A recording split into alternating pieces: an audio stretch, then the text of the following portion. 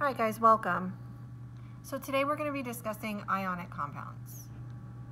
And so the question is, how do ionic compounds form and what are the properties of ionic compounds? So here's what we need to understand. So first off, how and why do ionic compounds form? Well, the same reason anything bonds. So elements with noble gas electron configurations are more stable. So elements need 8 valence electrons in order to be as stable as possible. That's a noble gas electron configuration. They have the maximum number of valence electrons. In ionic bonds, elements are willing to gain or lose electrons in order to achieve that noble gas configuration. So in order to become more stable, elements are willing to gain or lose electrons in order to have a full valence shell of 8 valence electrons.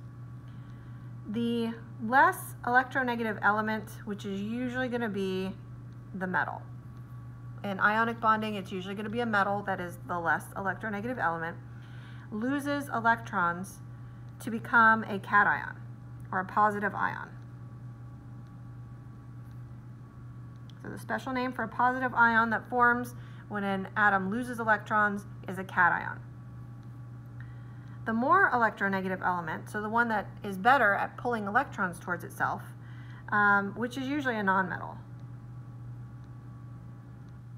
gains electrons to become a negative ion. And again, because atoms have negative electrons, when they gain electrons, they become negative. And so mathematically, it seems not to make sense. Usually when we gain something, it's a positive, but in the case of electrons, when we gain electrons, it's actually a negative. And negative ions have a special name. They're anions. Okay, so some common examples of these. We know that potassium, just like all the alkali metals, will often lose an electron to become K+. When it loses that one valence electron that it has, it drops back to the next energy level, which is full, and so it achieves a full valence shell by losing its one valence electron on the outside. Elements like oxygen are going to gain electrons. Oxygen has 6 valence electrons, and since it's electronegative, it's able to pull 2 more towards itself in order to complete that valence shell. And it's the Coulombic attraction between anion and cation. So it's that magnetic attraction between negative and positive that holds the elements together in an ionic bond.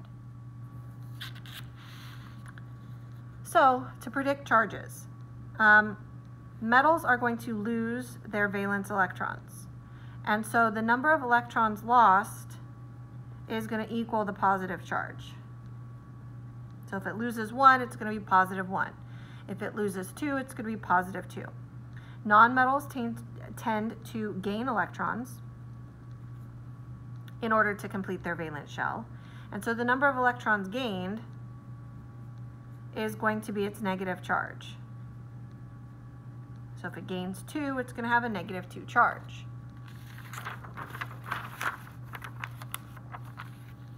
When we're writing ionic formulas, what we first need to do is determine the charge of each ion. And so we need to look at how many valence electrons it has, whether it's going to gain or lose electrons, and then we need to adjust that element so that it has a full valence shell. So for example, if I'm looking at nonmetals, they tend to gain electrons. If I know that my nonmetal has 6 valence electrons, it's going to need to gain 2 more to get a full valence shell of 8, so it's going to have a charge of negative 2, just like oxygen in the previous example. Same with metals, they're going to lose their valence electrons. So aluminum has 3 valence electrons. It's going to lose all 3 of its valence electrons to get a charge of positive 3. When we write a formula for an ionic compound, the net charge of the compound is going to be 0. We need the positives and negatives to cancel each other out. So in an ionic formula, we should have an equal amount of positive and negative charge. If the charges do not already cancel out, so if I don't have a positive 1 hooking up with a negative 1, or a positive 2 hooking up with a negative 2, if they don't cancel out already, then we're going to crisscross the charges and they become the subscripts in the formula. So for example, I'll give you this good example. If I had aluminum with its +3 charge, again, it loses those 3 valence electrons to get a +3 charge. And oxygen with a -2 charge. The sum charge for this compound, if I just leave it as is and put aluminum with oxygen, is not going to be 0. +3 and -2 do not cancel each other out. So what we do is we crisscross. The 3 on aluminum is going to become the subscript on oxygen. And the 2 on oxygen is going to become the subscript on aluminum. And so the formula for this compound is Al2O3. That's the correct ionic formula for aluminum oxide. We need to remember that the metal symbol is always going to be written first. And actually, there is an exception to that. If you have a positive nonmetal, like the ammonium group or hydrogen sometimes, then that's going to go first. And so I'm going to put this over here. Your cation symbol is always going to be written first. So whatever the positive charge is, always goes first in the formula. Most of the time, it's going to be metals. When we talk about the sizes of ions, we know that from looking at periodic trends, the size of elements increases as we go down a group. So as I go down the alkali metal group from lithium to cesium or francium, every time I move down a period, we add an energy level to the atom.